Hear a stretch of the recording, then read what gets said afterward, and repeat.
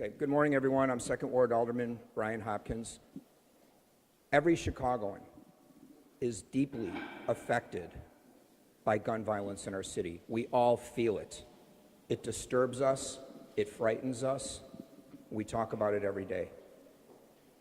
But when it happens on our block, in the neighborhood we live in, it's a different sort of reaction. It brings it home, quite literally. And that's what happened in my neighborhood on May 6th. I have two people here that I want to introduce you to. Dakota Early's mother, Joy Dobbs, who's a remarkable woman that I've gotten to know over the previous weeks.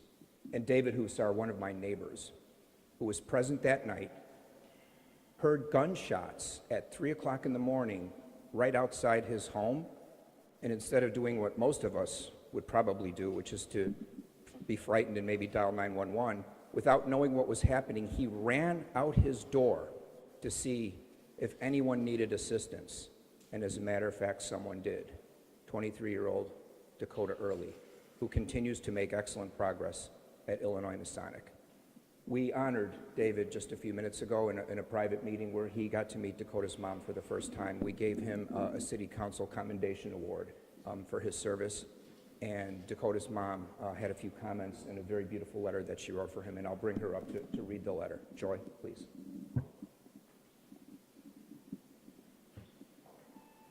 I wanted to meet the person that took the time and the courage to not only dial 911, but to come out and be with my son so that he was not alone.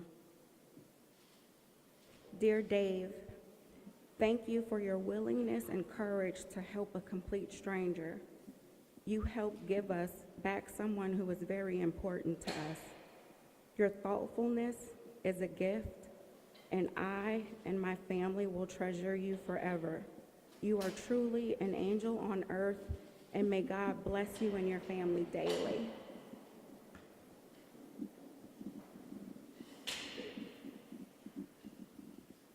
Thank you. I wish I could have done more for him. And I think I'm really upset, I'm sad that someone can't walk down my street. And I take responsibility for that, as we all should. This is our city. We should be able to walk down the street. Anyone should be able to walk down the street, but we can't anymore.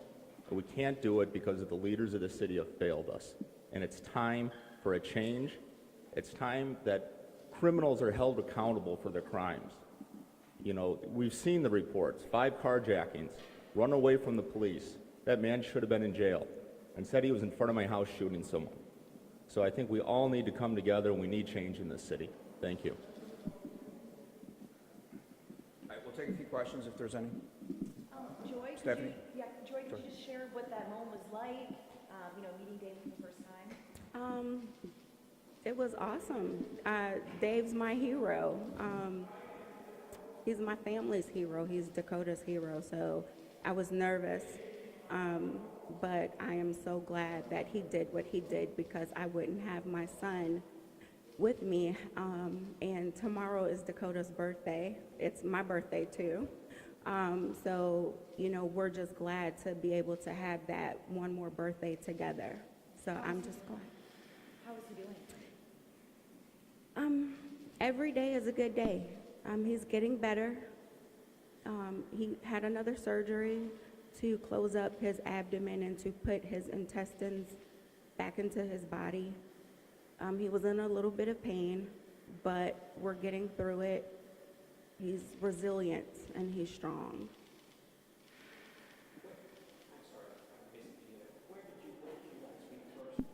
This is the first time that I've ever met Dave. Yes. This has been super surreal. I mean, what has this been like for you? Crazy. I never thought my son would be a hashtag. This has just been wild. Yeah, it's been wild. It's extreme, and every day is different. I can't tell you what the next day brings.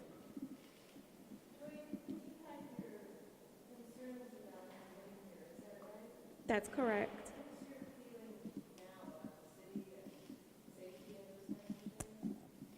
scary. I'm originally from Chicago, and watching my son get gunned down, I don't think I've ever been scarier. You know, I suffer from PTSD, so watching my son on video get gunned down has taken me to places that I thought I was actually over. It's been rough on my family. They're scared. But, you know, Dakota is well-traveled. He's been to Virginia, he's been to Maryland, he's been to Kentucky. So he gets that be careful, watch yourself all the time from me, just because he's the nicest kid and he's so naive and doesn't know that, you know, there are some bad people out there.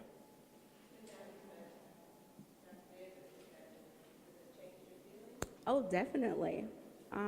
You know, Dakota has all of Chicago pulling for him, and they're such the nicest, the greatest people, well wishes and prayers that have given us so much strength. And I like to read him the GoFundMe messages. He gets a trip out of those. Either he'll write something funny or he'll make this strange face where his eyebrows just go up. And the funniest one was, Dakota, you're a beast.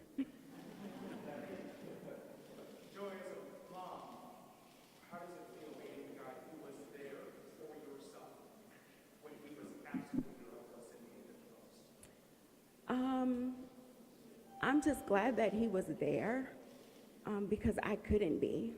At that time, no family could have been there for Dakota. And I'm just glad that somebody took the courage to come out of their house and to be with him and keep him holding on. So I can't thank Dave enough. There's no words to thank him enough. He will always have my gratitude, always. So what is your message to city leaders about gun violence in the city, or what it's like to be personally affected by it? Gosh, I don't know. This is unplanned journey. I don't think that I ever really thought about politics and, you know, what the message is for gun violence. I do know that it has to stop and that people should feel safe walking down any street. And I don't know how that happens, though. I don't know if that's community and CPD and our leaders in Chicago leading us into the right direction. I have no idea. Where are you living now? I live in Georgia. And will you, sir, would you answer that question? Sure. Okay. I heard someone call you doctor. Oh, no, that's not correct. Sorry. Nope. So, just can you walk me through what you did? Where did that training come from? Had you been trained, and what was going through your mind? Well, no, I really hadn't received any training. I think like to start at the beginning of what happened is I woke up to gunshots, bam, bam at, 3 a.m. And it sounded like they were, right in front of my house, obviously, and they were. And I looked out the window and I saw that man standing over Dakota. And I saw him pause doing something and then shoot him again. And, at the time I thought that these two people knew each other because I didn't think anyone could just shoot someone without some sort of history there or some sort of, it was just so cold. And so originally, when I ran out, I told my wife called 911. I got dressed. I ran out to see if there was anything I could do for him because I knew that he was seriously injured. It was obvious. At first I thought maybe that he was also armed. I wasn't really sure, so I was, nervous about it. I just said, "Hey, man, I'm here to help. Hold on. Police are coming. Ambulance is coming," and just try to, talk to him, support him that, help was on the way, and not to give up. The police were there very quickly. I think that's, a testament to our city does work sometimes. They were there on site, they rendered first aid, the ambulance was there very quickly, so. But yeah, I know, I had a first aid kit that I'm not really trained on. I was hoping that there was some doctors in the neighborhood that could utilize it. But there was two other gentlemen that came out. I think it's important to say it wasn't just me. There was other people that did come out. And so, yeah, I think, what I did was pretty minor. I think we all need to help out each other. When we see people in trouble, we need to help them. And I think that's not something that should be, extraordinary. It's an ordinary thing to help people that, are neighbors.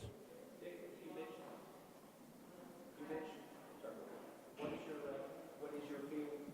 Oh, I'm just a business owner. And you mentioned that you had, were talking to gentlemen. Yeah. Is there any response to the visual at all? No, he was in a lot of pain. He was face down. It was, I could tell that he was, the most seriously injured person I've ever seen in my life, of course. And, yeah. Can you tell me what it was like to talk with Dakota's mother? Have you had a chance to be in contact with Dakota himself at all? I have not. This is the first time, meeting Dakota's mom here, and it's, as a parent, I understand that pain. Not to this level, of course, but the way you worry about your children, and the love you have for them, and just to think about being in her situation is really just it's difficult for me. It's difficult for my family, and I'm glad that we were able to meet, and she's just a wonderful woman, and just taking care of her kid like we all need to. How old are your kids? 16 and 18. Alderman, is there any progress on this crew that you noticed because he wasn't acting alone? Have you heard the latest from law enforcement? Yeah, the investigation is ongoing. There's been substantial progress. There's excellent leads regarding the identity of others, in fact, who may or may not be directly related to the offender who's in custody on this particular crime, but the pattern of crime it was such that it just occurred during a moment when we had several armed robberies on the near north side every night, and the detectives have really done an outstanding job. I've never seen such an intensive effort from detectives. It literally was 24/7, going through endless hours of video footage, much of it provided by neighbors like David with his home camera system, has been instrumental in identifying other people of interest involved in similar armed robberies. So the Chicago police recognized the importance of this particular case, and the amount of work and resources that they have dedicated toward it is simply remarkable. They're doing an outstanding job under difficult circumstances.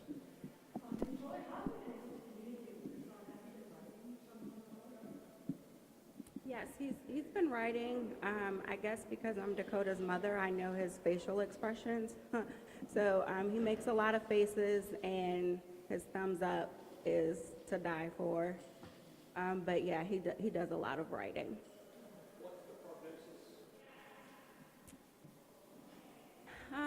Right now, they're just worried about the rest of his leg.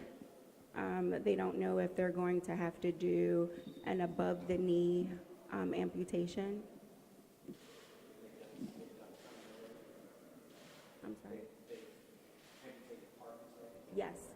So he's had 2 amputations. The first one was a guillotine amputation. That's where you cut in the calf. And the second one is a through-the-knee amputation. And so there may be a third so that he can fit into a prosthetic properly. Can you clarify about Torrance? I think there's a little bit of confusion over whether he was in a coma or not. I don't think that initially he was in a coma. I mean, the day of, I was here, so he was in and out. I mean, he was heavily sedated. So any words for the young people in the city or even their parents who are carrying around guns? Speak to whomever you want to, either the parents of the young people or the young people themselves. Oh my gosh. The guns have to be put down. I don't know what else to say. This violence against humans, against people who are just like you, just has to stop. It doesn't make any sense. at all. It just has to stop. As a people, it has to stop. Throughout your conversations with Dakota, is there anything you shared that you really want Paul to know? Any messages or how he's doing generally? He still has his manners. One of the chaplains came in and said that she comes to his room and prays over his room. Before his jaw was wired shut, he said, "Thank you." So he still, has good manners, and he's still in good spirit. That's just really who he is. Final question, please, from Frank Elmore.